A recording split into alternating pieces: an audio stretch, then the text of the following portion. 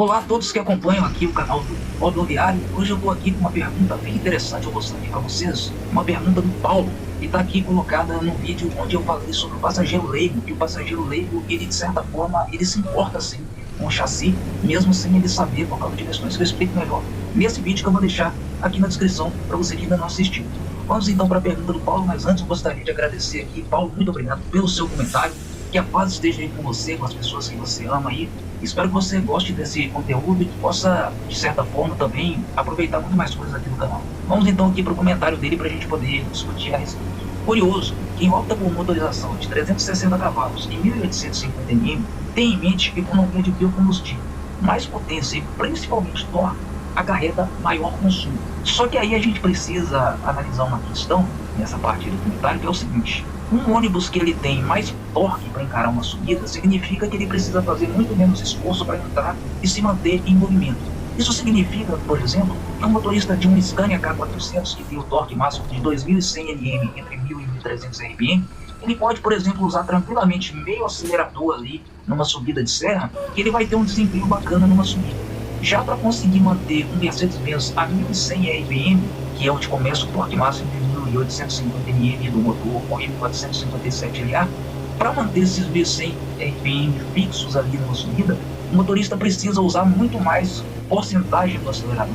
E aí a gente tem uma questão voltada ao sistema de injeção de combustível. Essa questão do sistema de combustível é o seguinte: basicamente, quanto mais o motorista pisa no acelerador, mais o sistema de injeção entende que é preciso mandar combustível para o motor e mais combustível ele manda.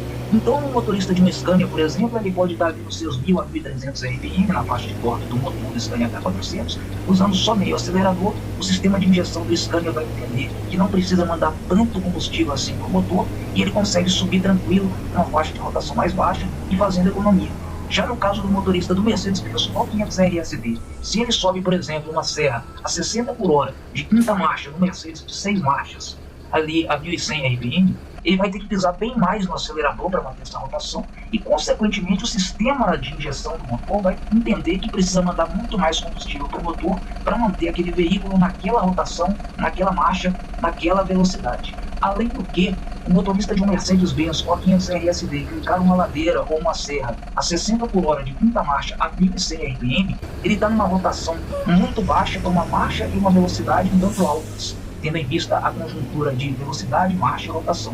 Então ele vai acabar forçando muito o eixo cardan, o que também pode trazer custo para a empresa. E talvez tenha sido uma coisa que, se você não sabe, tudo bem, a gente aprende um pouco mais a cada dia, mas é uma questão aí para a gente avaliar. Vamos continuar vendo aqui o comentário.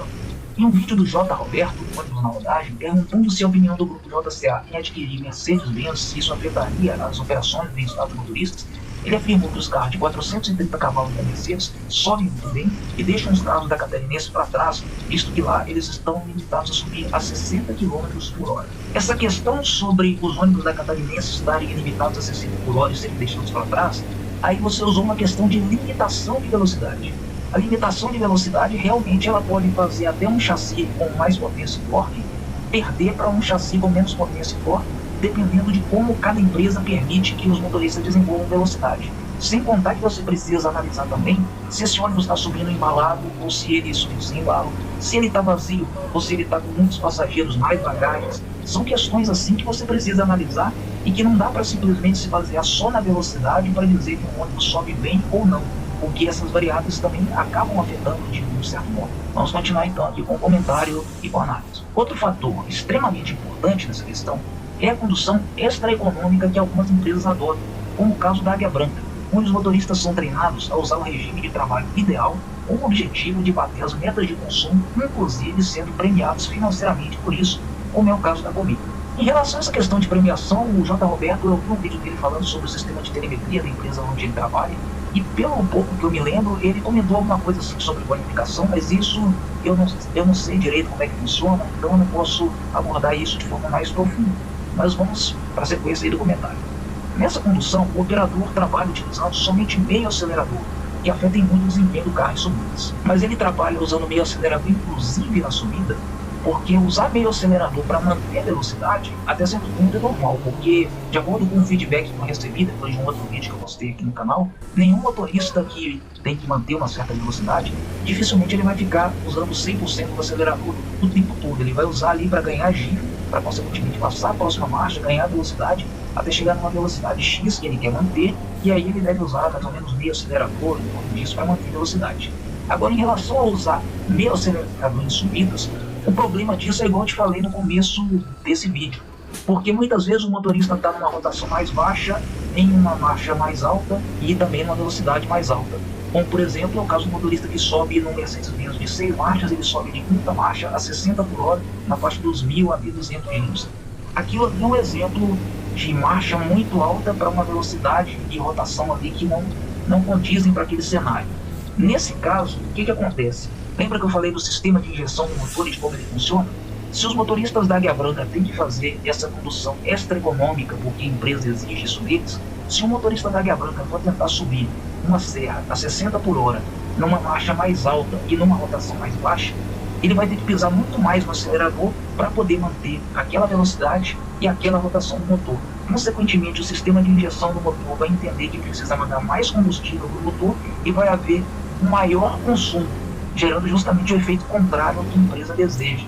Então isso aí é uma coisa que também precisa ser analisada antes de falar qualquer coisa.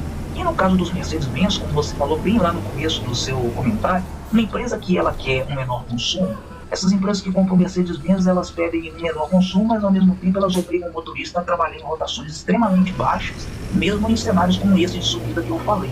E aí acaba surtindo o efeito contrário, porque além dessa questão do sistema de injeção, tem também a questão do eixo cardan.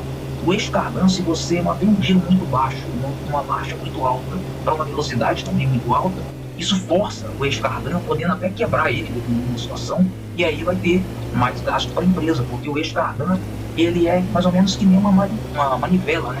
Tem um vídeo do Diário de Bordo, de um caminhoneiro, que explica melhor o funcionamento de um eixo cardan, e dá para entender melhor como ele funciona e os danos que pode causar para ele se ele for mal utilizado, por assim dizer. E o eixo cardan, que ele tem uma importância muito grande no funcionamento de um ônibus, porque ele é que faz o meio de campo entre a caixa de marchas e o diferencial, sendo que o diferencial é o responsável por pegar o torque saindo do eixo cardan e distribuir para as rodas, para que elas possam girar em velocidades diferentes, mas de maneira uniforme. É uma questão bem complexa, mas assim, se você analisar bem, nem sempre a escolha de um Mercedes-Benz vai significar exatamente mais economia. Vai depender muito mais desse modus operandi da empresa, dessas orientações, do que propriamente do chassi. Tanto é que tem Scania mesmo, que se você operar ele certinho, você consegue fazer uma média melhor que a do Mercedes. Agora, se você colocar um Mercedes-Benz com um torque maior em uma operação que não exige tanto do motor como terreno plano, aí sim, você pode ter um consumo maior. Se houve alguma dúvida, deixe aí nos comentários. Além do Paulo, você também que não entendeu alguma coisa ou alguma dúvida, deixe aí nos comentários qual foi sua dúvida, que eu posso responder você ou nos comentários ou até no vídeo feito especificamente para você. Eu vou ficando por aqui, um grande abraço, que a paz esteja com todos e até o próximo vídeo. Fui!